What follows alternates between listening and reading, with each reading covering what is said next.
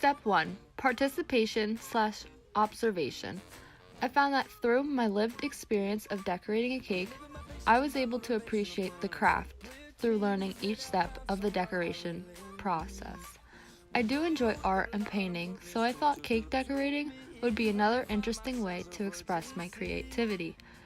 I felt overwhelmed when I organized all the tools on the table because I saw gadgets I have never seen before, but they sparked my curiosity. I never realized all the effort that goes into decorating a cake with professional tools, so I had to take a deep breath and be confident that I could do it. I am a perfectionist in many ways, so I didn't want to make any mistakes, until I realized mistakes are easier to fix than I thought. It does require a lot of patience and precision, but it also felt like a rewarding challenge which gave me motivation to complete each step. I imagined making the cake for a special occasion where everyone would comment on my creation, which brings out my competitive side. I would feel so proud to hear all of the positive comments. It also became relaxing. When I focused on the experience itself, it brought me into a different world and escaped from reality. I took in all of the smells as I mixed the icing with different colors and tasted the artificial flavoring. It made me kind of lose my appetite for the icing altogether. The icing was very slimy, which was disgusting, and the smell was on my hands after washing them many times. I ended up just taking my time and was able to find my own decorating style, and the repetitive motions helped me feel more comfortable. It felt awkward holding the spatulas at first, and I found it difficult to squeeze the bag of icing, but as I continued, I did a lot better. Toward the end, when I was putting on the finishing touches, I began to feel a sense of excitement and true accomplishment. Someone in the store said it had a vintage look to it, which I was happy to hear because that was the look I was going for. My experience was overall great and it exceeded my expectations. Step 2. Bracketing.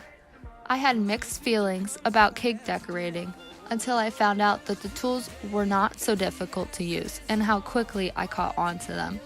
I felt anxious and was nervous, but had to set those feelings aside to maintain a conceptually, theoretically detached attitude during the experience. I assumed mistakes would be hard to fix and that I would have to start all over again, therefore it would be a very time-consuming thing to do. I did not think I was going to be able to make the intricate flowers or if it was going to look professionally done like I wanted it to turn out. My hope was to, above all, enjoy the experience with my mom and for it to not be too stressful, that I wouldn't want to do it again. I started decorating the cake and I was naturally nervous like I thought I was going to be, but had to be patient and overcome the trial and error. Throughout the experience, I had to force away my doubts and focus on the experience itself and not on my own judgments, which was also not easy to do. After repetitive motions, I finally gained more confidence, but with each new step, I had to bracket my presuppositions. I didn't have any new prejudices assert themselves during the experience. Thankfully, I was successfully able to bracket my previous prejudices and set them aside, because I knew that this project was about experiencing something for the very first time. I was prepared before I started decorating that it wasn't going to be perfect, but was gonna try to do it anyway. Step 3. Assertion. The overall quality of this experience was very good. Something that stood out to me was that I had to be patient while learning to control the tools, which became more comfortable as I went on. It appeared that icing a cake would be a simple task because I would see decorators on television make it look so easy, but that was not the case. I quickly found out that just squeezing the icing on the cake and smoothing it out is not as simple as it looks. It takes a lot of skill, practice, patience, and technique to do it properly. There are many factors to take into consideration. You have to make the frosting to the right consistency, level the layers of the cake so they aren't crooked, and master the techniques to apply and smooth the icing. I found that I had to slow down in order to have a steady hand to correctly apply the icing smoothly without lifting the crumbs from the cake. Tips that I learned and would use in the future are to freeze the cake so the crumbs won't lift off as easy, and to freeze flowers ahead of time, which will cut down on decorating time. They definitely are not kidding when they say practice makes perfect, because with experience you can improve your skills and make more elaborate, elegant cakes. Step 4. Variation. I imagine if someone else were to decorate a cake for the first time, they would have some of the same prejudices that I had. This phenomenon can be constituted by someone else by their coordination and past experience with art, etc. Someone else may not have the coordination to learn as quickly. I think it depends on the person and whatever background they have. For example, I caught on quickly because I have had experience with ceramic painting and drawing. Someone else may give up easily. Perhaps they don't have an art background or a creative imagination. Another aspect to look at is if someone is shy or nervous to try something new, or if they are outgoing and open to trying something new. So personality definitely plays a huge part. Some people are critical of themselves, and some people can laugh at themselves, like me. Someone else may feel more comfortable experiencing it by themselves without anyone watching, compared to being in front of other people.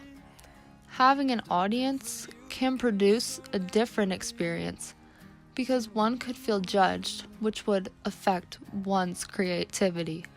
Not everyone experiences things the same way, because we are all different, and we all have different interpretations of our phenomenons, which shape and mold us.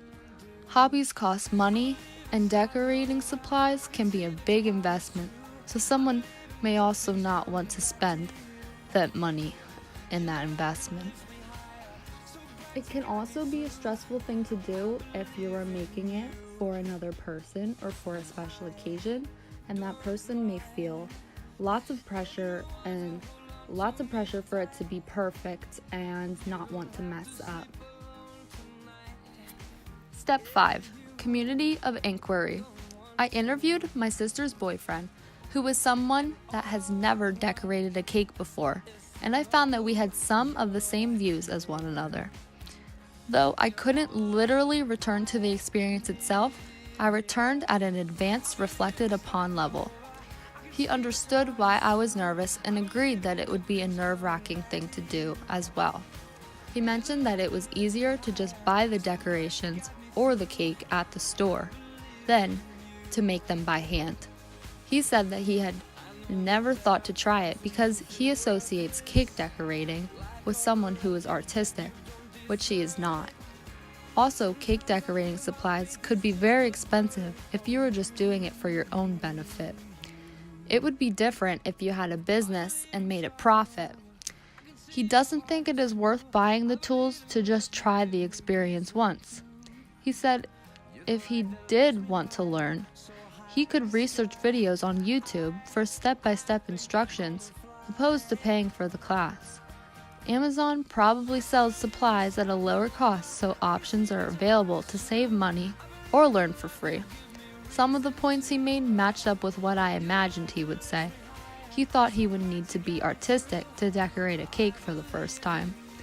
I saw his personality come through when I heard him describe his feelings about cake decorating, and that goes along with how I assumed someone would react.